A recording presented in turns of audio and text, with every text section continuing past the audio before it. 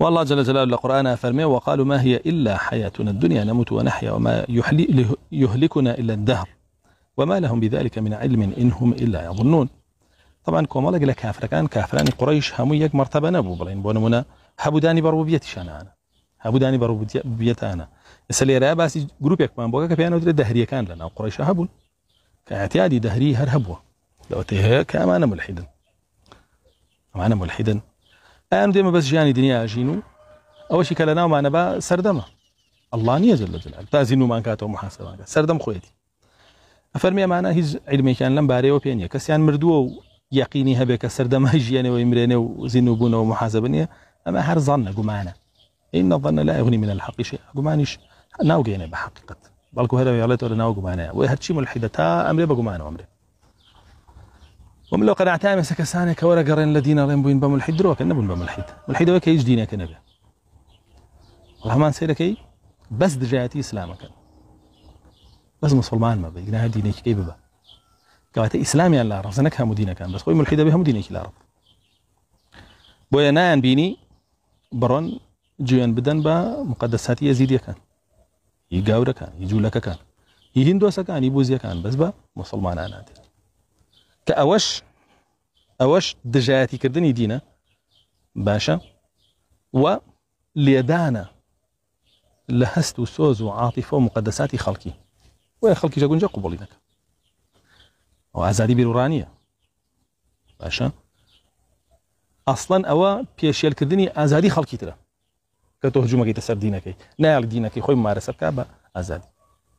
تو أتوير قربي ليو ولا يبدأ إلى السري دجاتي كردني أزادي أوا باشا بويا أمل أزادي بالراشة جينا بيت ويقول ما أزادي بالراية بس كافر يسبون من حكومة السويد كاتك جنجي هلاسية كبحساب بيدينا كبيديني جنيه لقال جماعتي كل دانية كان قرآن السوتينية أما أزادي بالرانية أما هي رش كردنا سر بالراي خلقه أزادي بالراوي بلا من قاور مو بخم دانيش مو توقنا بسر مو أزادي بالراي بي أو يهجم كي تسر دينك منك هجومك كده سر دينك منه لا أزادي بالراء شيء تدروا يباشا هر همان كردار قر عكس بيت أبو المنا مسلماني بالله اسمه بردم كنيسة إنجيل السوتين مريدا اسمه بردم معبدي يهوديك هنا السوتين توراة السوتين مريدا رينادا وعلى نوع أزادي بالرانية أبو إسلام أزادي بالرانية لبريم الدجمني إسلام جهادي إسلامك دروك أزادي بالرانية هنا قبول شينية بالكو أزادي جيندان وسكايتي كردن بمسلمان إسلامي هنا أيالله بشيء تبردم مقرك هاو رجس خوازك كان على كام سوتين ناله قولترين جريمة حكمي لسر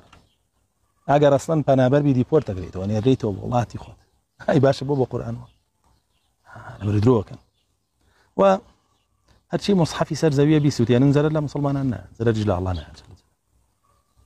شنو الرجع يقبو سر زاوية مصحفي تيابو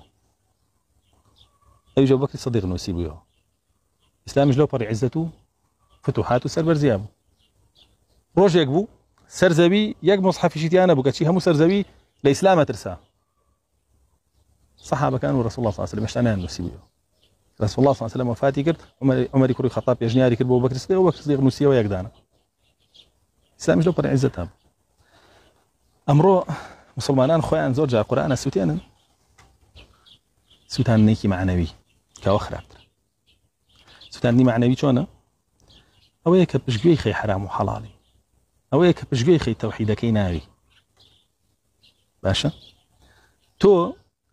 جروبة هيا قمرايا أصلا إنكارية واقع كلامي الله لسر زبيبه شاعر إنكارية واقع أصلا وإلا ناو مصحف قرآن به الله يوا